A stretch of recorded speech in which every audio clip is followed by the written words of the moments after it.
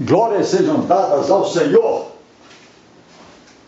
Meus amados, o fim da violência, não só no Brasil, mas no mundo, só Deus para dar um basta.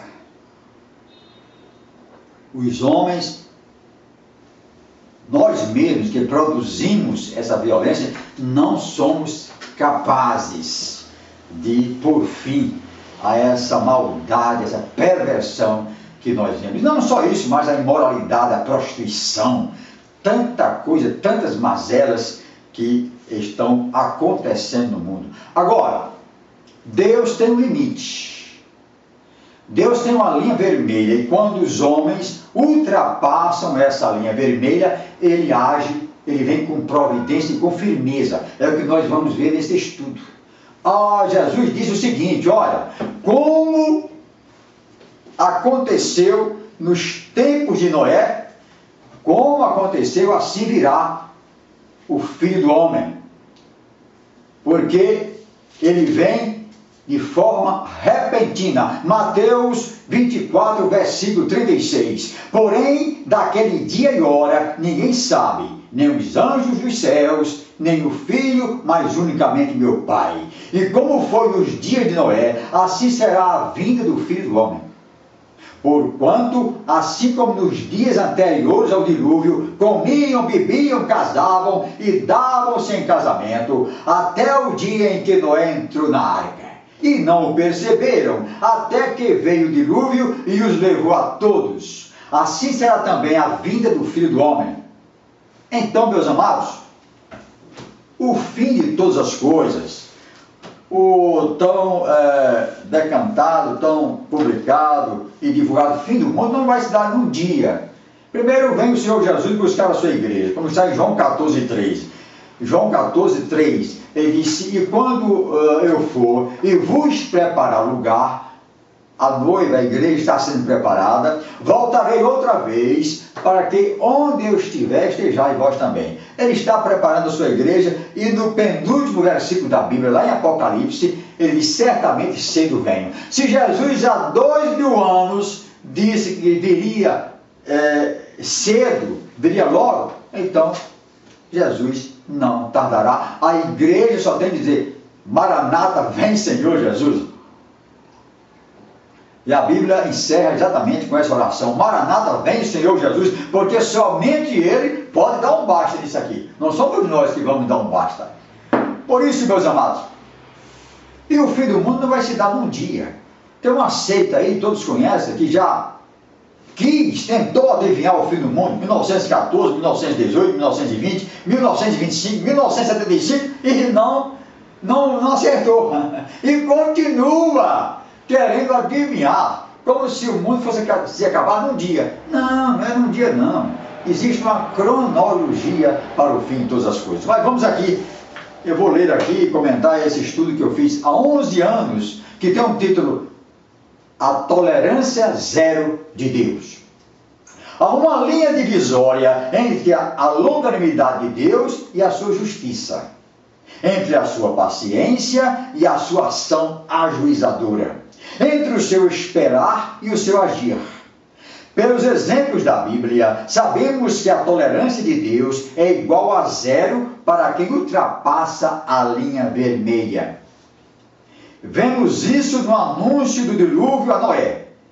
Aspas: o fim de toda a carne é vindo perante a minha face, porque a terra está cheia de violência.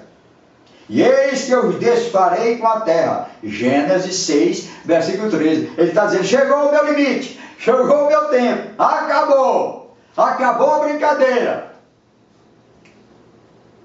Quando a balança de Deus indicou um peso intolerável e irreversível de iniquidades, entrou em ação a sua justiça.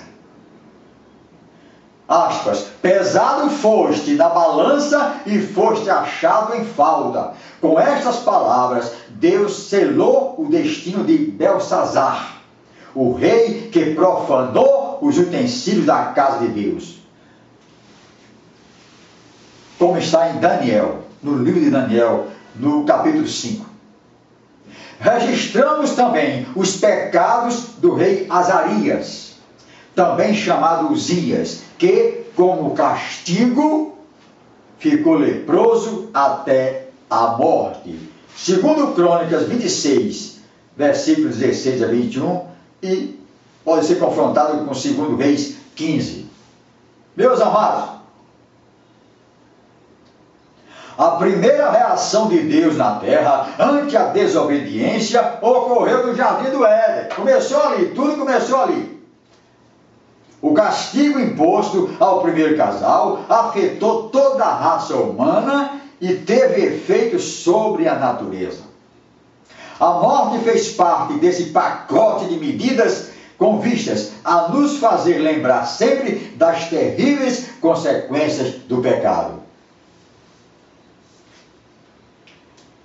Pelo que? Como por um homem entrou o pecado no mundo, através de Adão e Eva, e pelo pecado a morte, assim também a morte passou a todos os homens, por isso que todos pecaram, como está em Romanos, no capítulo 5. No céu, o castigo não foi menos severo, pois está escrito: Deus não poupou os anjos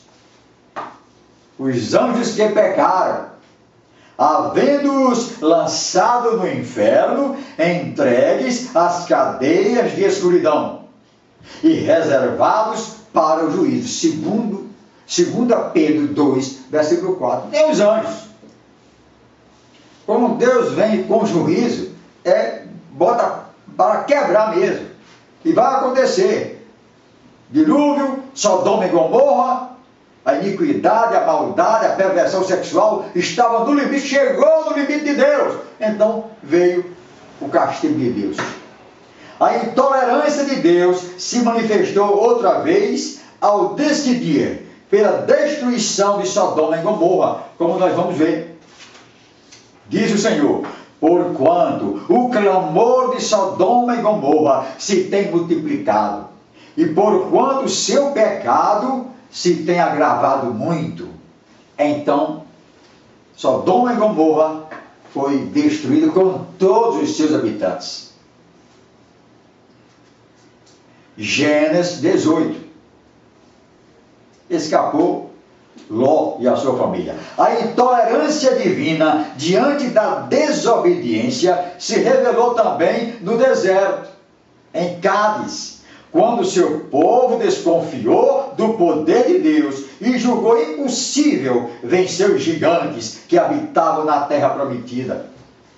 A sentença veio sem meias palavras, aspas: até quando sofrerei esta má congregação que murmura contra mim? Neste deserto cairão vossos cadáveres, como também todos os que de vós foram contados no recenseamento de 28 anos para cima e que murmuravam contra mim, salvo Caleb, filho de Jefoné, e Josué, filho de Num. Números 14. A palavra foi fielmente cumprida. Fielmente cumprida.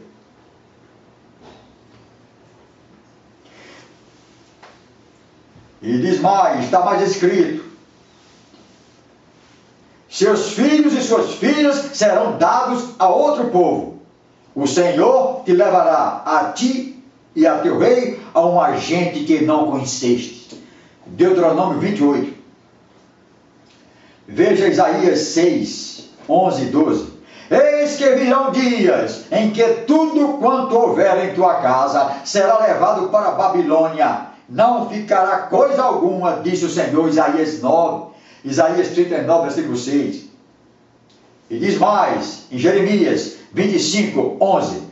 E toda esta terra virá a ser um deserto e um espanto, e estas nações servirão ao rei da Babilônia 70 anos. O cativeiro babilônico se cumpriu. Povo rebelde, povo murmurador, povo promíscuo, povo idólatra. Vem aí a ira de Deus. Quem diz não sou eu, é o Senhor que está dizendo.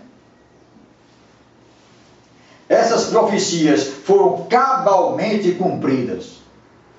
por sua idolatria e corrupção moral, o povo de Deus foi levado cativo pelos assírios também, 722 anos antes de Cristo. Segundo Reis 17. Foram levados cativos pelos assírios, também pelos babilônios, em 586 a.C., conforme 2 Reis 25, versículo 21, pelos gregos, para Alexandria, do Egito, no século III a.C., pelos romanos, 70 depois de Cristo, como está em Lucas 21, versículo 20 a 24. O exílio na Babilônia está bem expresso no livro de Daniel. Aspas para Daniel. No ano 3º do reinado de Joaquim, rei de Judá, veio Nabucodonosor, rei da Babilônia, a Jerusalém e a sitiou. Daniel capítulo 1. A ruína moral da nação de Judá chegou no ponto em que não havia mais possibilidade de recuperação. A nação ultrapassou a linha vermelha a partir da qual ficou sujeita ao julgamento divino. Eu não sei, na situação atual, se nós, os terrenos, os habitantes da terra, se os ímpios já ultrapassaram a linha vermelha. Certamente que não, ainda falta um pouquinho. Ainda tem tempo, ainda tem muito tempo, talvez, para se reconciliar e para que possa atender e ser obediente à vontade de Deus. O cativeiro dos judeus é um exemplo de que Deus não tolera por tempo indefinido o estado pecaminoso do seu povo. Séculos antes, pela boca dos profetas, Deus os advertiu para a catástrofe iminente. Deus sempre está advertindo. Olha, e a igreja visível, a igreja que está aqui na terra, está sempre pregando, advertindo.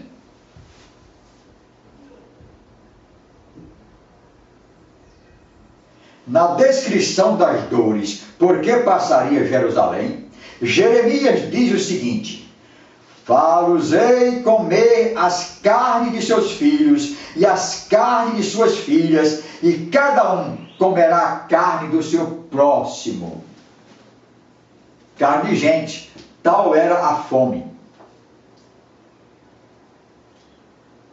No cerco e na angústia em que os apertarão os inimigos e os que buscam tirar-lhes a vida. Jeremias 19, versículo 9.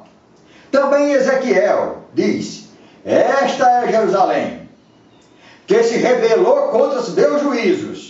Deus falando através do profeta. E não andou nos meus preceitos. Executarei juízos no meio de ti. Os pais comerão a seus filhos, os filhos comerão a seus pais, e espalharei todo o remanescente a todos os ventos, por todos os cantos da terra. Ezequiel 5. E se cumpriu e espalhou mesmo. As profecias davam conta de que haveria atos de canibalismo em Jerusalém. Tamanha seria a falta de alimentos. A fome seria de tal ordem que o povo comeria a sola dos sapatos. E as mulheres devorariam seus próprios filhos. Naquele tempo, ninguém deu muito crédito a essas advertências. O povo continuou deitando e rolando em seus carnavais, orgias e idolatrias. Deus cumpre fielmente a sua palavra.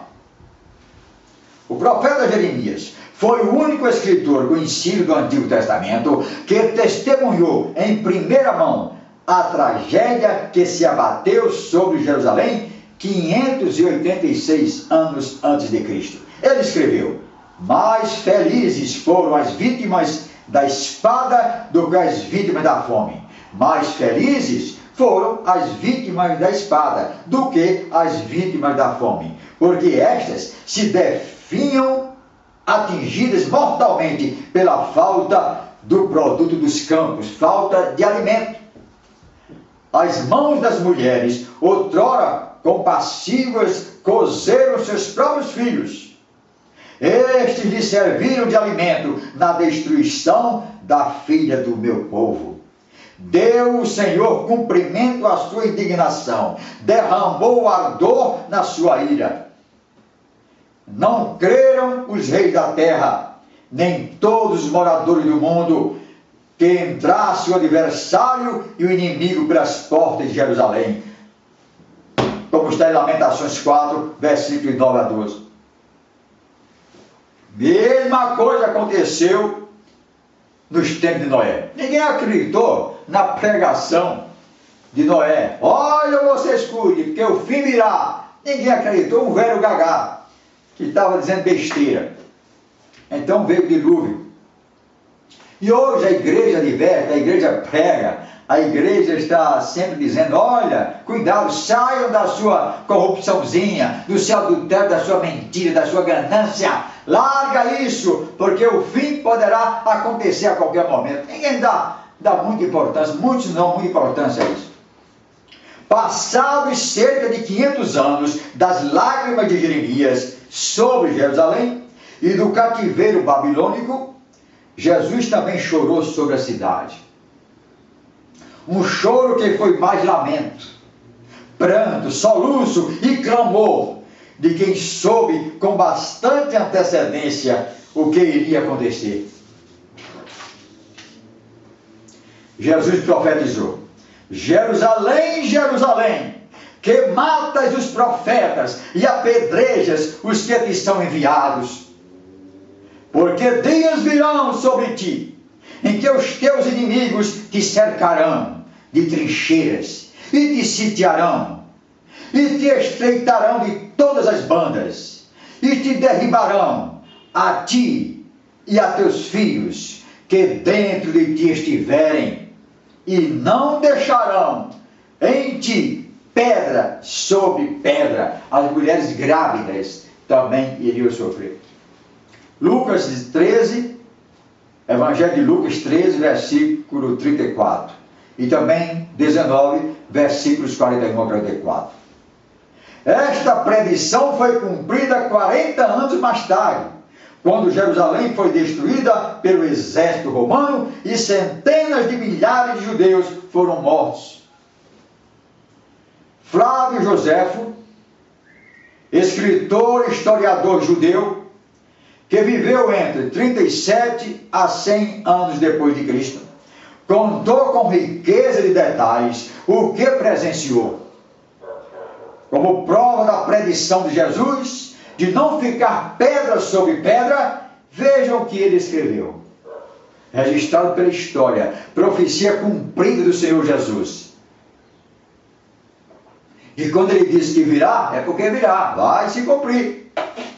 Escreveu o historiador Flávio José: depois que o exército romano, que jamais se cansaria de matar e de saquear, nada mais achou em que saciar o seu furor, Tito ordenou que a destruíssem até os alicerces, com exceção de um pedaço do muro que está do lado do ocidente. Esta ordem foi tão exatamente cumprida que não ficou sinal algum que mostrasse haver ali existido um centro tão populoso. Onde está escrito isso, pastor? Está no livro História dos Hebreus,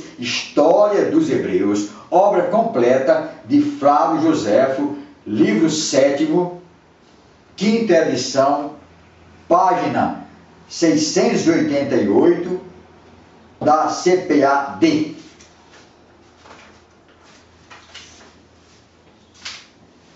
Quanto à extrema falta de alimentos em Jerusalém, sitiada por 134 dias, o historiador José relata: enquanto tudo isso se passava em redor do templo, a fome e a carestia faziam tal devastação na cidade que o número dos que ela destruía era impossível de se conhecer. Comiam até a sola dos sapatos o couro dos escudos. Falta completa, absoluta, de alimentos. Joséfo conta também uma história espantosa, terrível e repugnante, que diz respeito ao cumprimento de Jeremias 19, 9 e Ezequiel 5, versículo 10.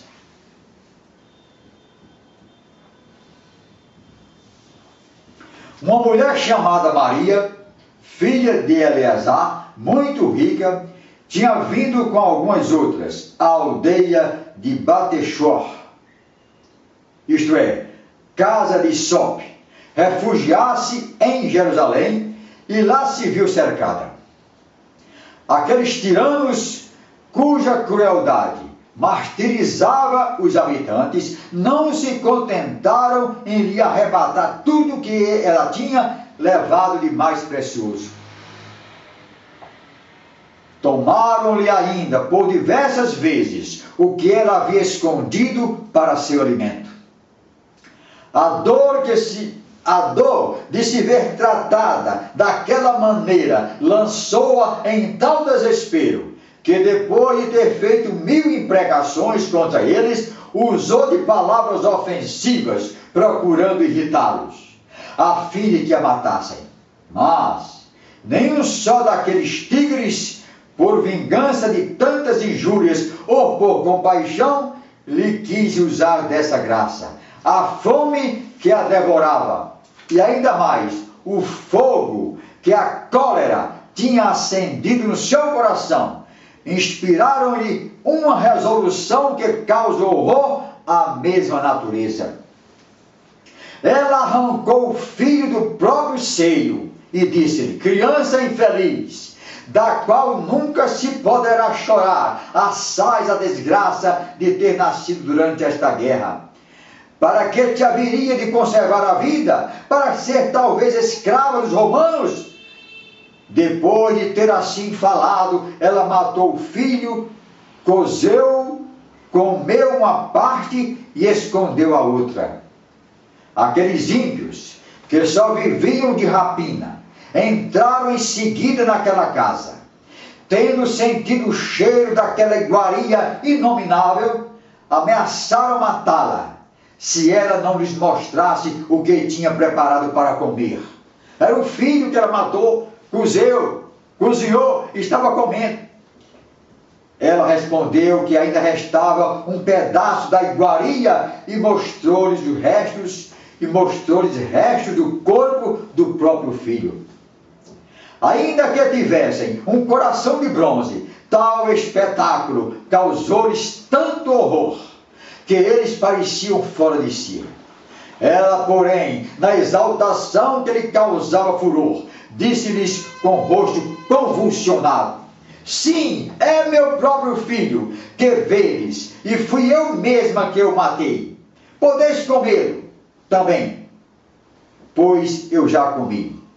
Sois talvez menos corajosos que uma mulher, e tendes mais compaixão do que uma mãe? Se vossa piedade não vos permite aceitar esta vítima que eu vos ofereço, eu mesmo acabarei de comê-lo. Aqueles homens que até então não haviam sabido o que era compaixão, retiraram-se trêmulos. Está nesse livro que eu acabei de citar. Em determinado momento da caminhada pelo deserto, o povo sentiu falta dos deuses do Egito e construiu um bezerro de ouro. E eis que é povo. Então Deus falou a Moisés: agora, visto a este povo, e eis que é povo obstinado, agora, pois, deixa-me que o meu furor se acenda contra eles e os consuma. Está em Êxodo 32, do versículo de 1 a 10. Embora Deus, em razão da intercessão de Moisés, tenha assustado a execução deste juízo, ficou patente a sua intolerância diante da desobediência. Meus amados, vimos exemplos de castigos coletivos alcançando populações inteiras. Mas são conhecidos os casos individuais em que homens e mulheres de corações endurecidos e desobedientes receberam a justa reprovação. Eles ultrapassaram a linha vermelha da tolerância de Deus. O rei Nabucodonosor, exaltando a si mesmo, disse: não é esta a grande Babilônia que eu edifiquei para a casa real? Com a força do meu poder e para a glória da minha majestade? E o rei Nabucodonosor ainda estava a palavra na boca dele, esta palavra de vanglória ainda estava na boca dele, quando desceu uma voz do céu, dizendo: a ti se diz, ó rei Nabucodonosor, passou de ti o reino, serás tirado dentre os homens, e a tua morada será com os animais do campo. Far-te-ão comer erva, como os bois, e passar-se-ão 7 tempos sobre ti, até que conheças que o Altíssimo tem domínio sobre o reino dos homens, e o dá a quem quer. Na mesma hora se cumpriu a palavra sobre Nabucodonosor, e ele passou a viver como os animais. Foi comer capim como um animal. Está aqui escrito na palavra da verdade. O Senhor escreveu isso, está escrito na Bíblia. Passado o tempo de castigo, ele finalmente resolveu louvar, exaltar e glorificar o Rei dos céus. E ele disse: porque todas as suas obras são verdade, e os seus caminhos justos, e pode humilhar aos que andam na soberba. Daniel 4, versículos 30 a 37. Então, meus amados, rendam-se todos aqueles que estão na impiedade, na maldade, enquanto é tempo, em nossos dias. Em nossos dias, muitas pessoas glorificam a Deus depois de uma tormenta. Às vezes precisam comer o pão que o diabo amassou, sentir o peso do castigo divino, descer à olaria de Deus, para aprenderem a se humilhar diante do Criador. A história do rei Davi, o ungido de Deus, registra um pecado terrível. Cometeu adultério com uma mulher casada e depois armou uma cilada para tirar a vida do marido traído. Ele cometeu o terrível pecado do adultério e mandou matar o marido, que era soldado dele. Mandou matar o marido traído. Embora Davi tenha posteriormente demonstrado sincero arrependimento, como está no Salmo 51, Deus não deixou por menos. E Deus diz: por que desprezaste a palavra do Senhor, fazendo o mal diante dos meus olhos? Por que fizeste isso, Davi? A Urias, o heteu, mataste a espada, e a sua mulher tomaste a sua mulher por sua mulher. Agora, portanto, a espada jamais se apartará da sua casa. Segundo Samuel 11 e 12, capítulos 11 e 12. A espada de Deus veio em forma de violência, conflito e homicídio. Morreu a criança nascida desse ato ilícito. Houve homicídio entre os seus filhos. Absalão rebelou-se contra o pai e foi executado. E outro filho, Adonias, foi também assassinado por ordem de Salomão. Tudo isso em decorrência da desobediência de Davi, o rei Davi, ungido pelo Senhor.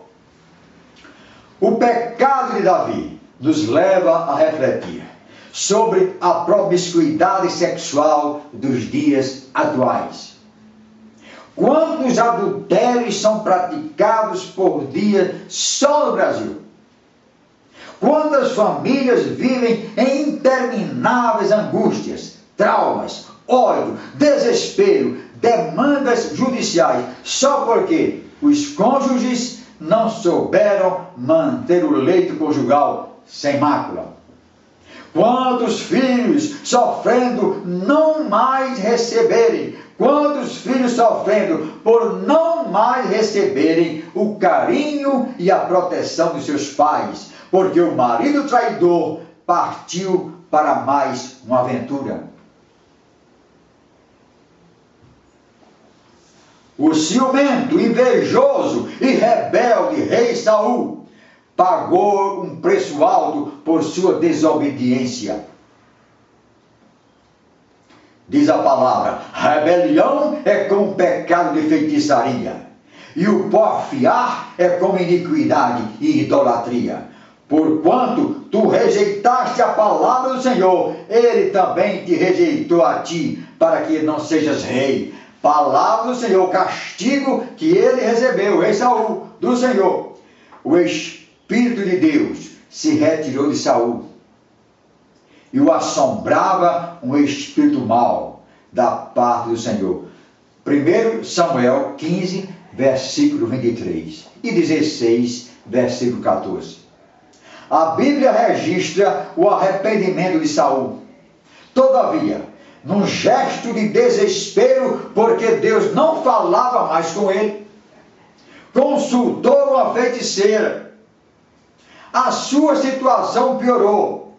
E diz a Bíblia: assim morreu Saul por causa da sua transgressão, com que transgrediu contra o Senhor, por causa da palavra do Senhor, a qual não havia guardado, e também porque buscou a adivinhadora para a consultar, e não buscou o Senhor, pelo que o matou e transferiu o reino de Davi, filho de Jessé.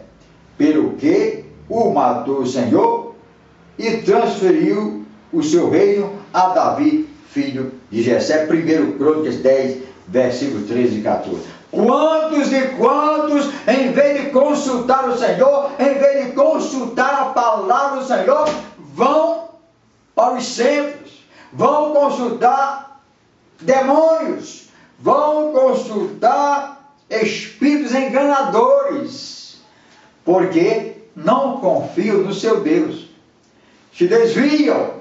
Quantos milhões que vão procurar resolver seus problemas em outros lugares, resolver seu problema com outros intermediadores, resolver seus problemas através do feitiço. Mais uma reflexão se faz necessária. Um número muito grande de pessoas, dentre as quais muitas que se dizem cristãs, e eu vou repetir o que eu estava falando, comentando, consulta os adivinhadores. Começa com o horóscopo. O que é que diz o horóscopo? Aí o que o horóscopo dizer? Eu sou caranguejo, eu sou não sei o que, eu sou Júpiter, eu sou marciano, e vão agindo de acordo com o que dizem esses adivinhadores. Então, muitas pessoas que se dizem cristãs consultam adivinhadores, sejam cartomantes, manipuladores de búzios ou canalizadores. Vimos que tal prática é considerada por Deus como rebeldia. Veja, não haja no meio de ti quem faça passar pelo fogo o filho ou a filha, nem adivinhador, nem prognosticador, nem agoureiro, nem feiticeiro, nem encantador, nem necromante, nem mágico, nem quem consulte os mortos. O Senhor abomina todo aquele que faz essas coisas. Deuteronômio 18, versículo 10 a 12.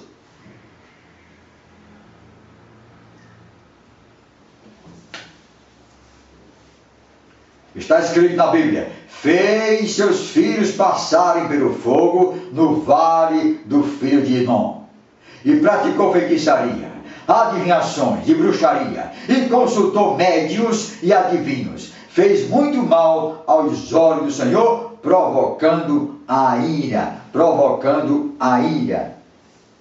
Segundo Crônicas 33, versículos 6 a 7.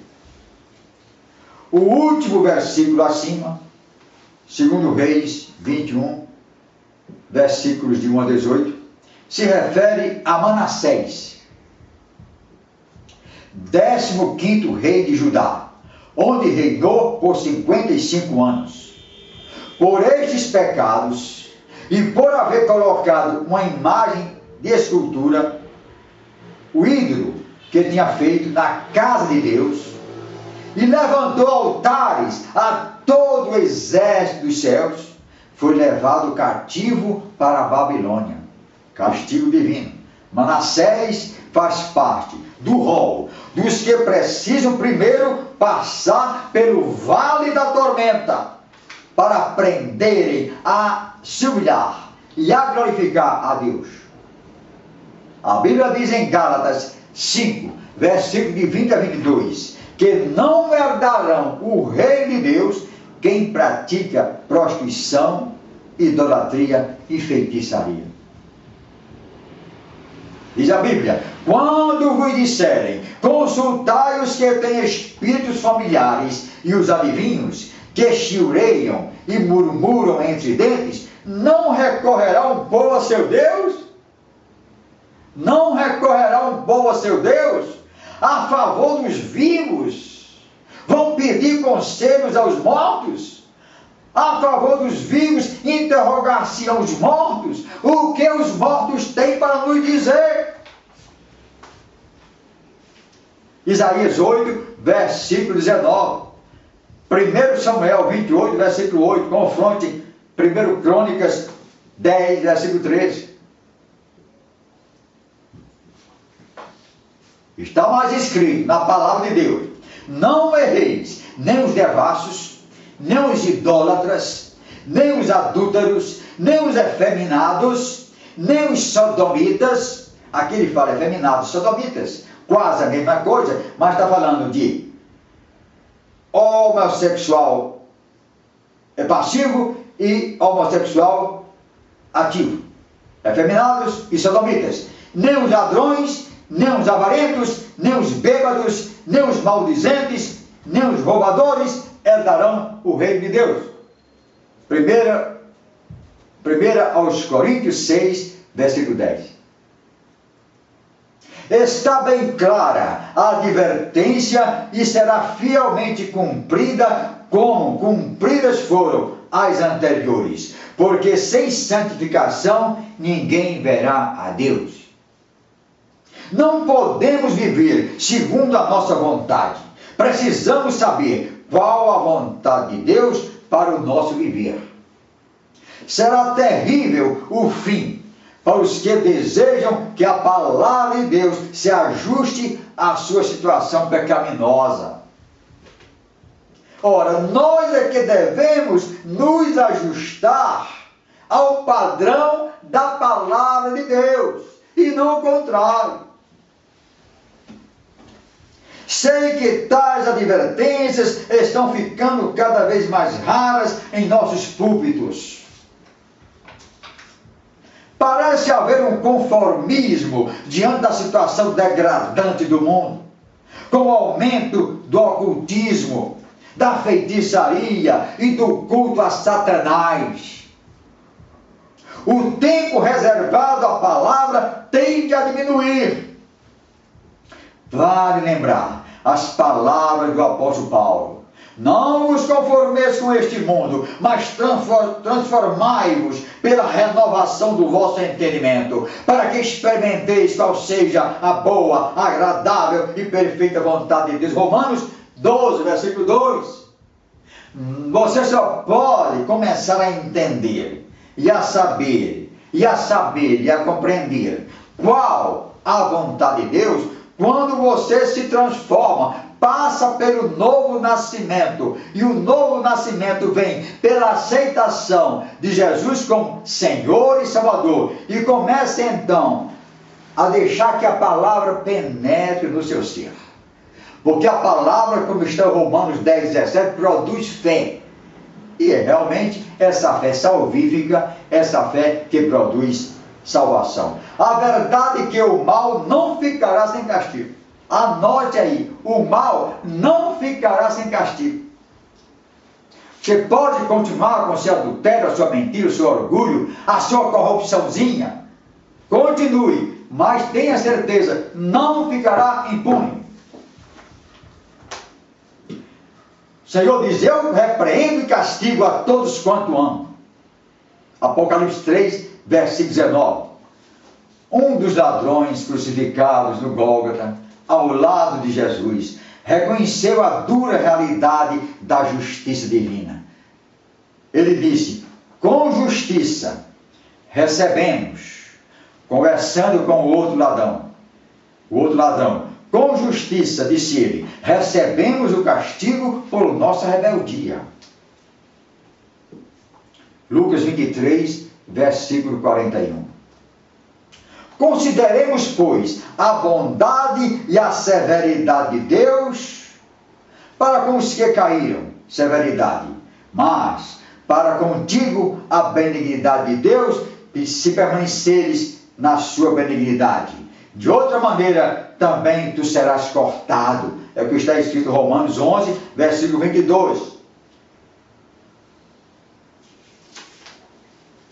Consideramos, pois, a bondade e a severidade de Deus, que é esta, para com os que caíram, severidade, mas para contigo a benignidade de Deus, se permaneceres na sua benignidade. De outra maneira, também tu serás cortado. Por último, fiquemos com a advertência seguinte. A carne deseja o que é contrário ao Espírito, e o Espírito o que é contrário à carne. As obras da carne são conhecidas: prostituição, impureza, lascívia, idolatria, feitiçarias, inimizades, porfias, ciúmes, iras, pelejas, dissensões, facções, invejas, bebedices, orgias e coisas semelhantes a estas, acerca das quais vos declaro, como já antes vos preveni, que os que cometem tais coisas não herdarão o reino de Deus. Gálatas 5, versículos 17 a 21. E a advertência vem aqui do Senhor. Lembra-te de onde caíste. Arrepende-te e pratica as primeiras obras. Se não te arrependeres, brevemente virei a ti e removerei do seu lugar o teu candeeiro, se não te arrependeres. Apocalipse 2, versículo 5. Reflita, pense e guarde essa palavra no seu coração.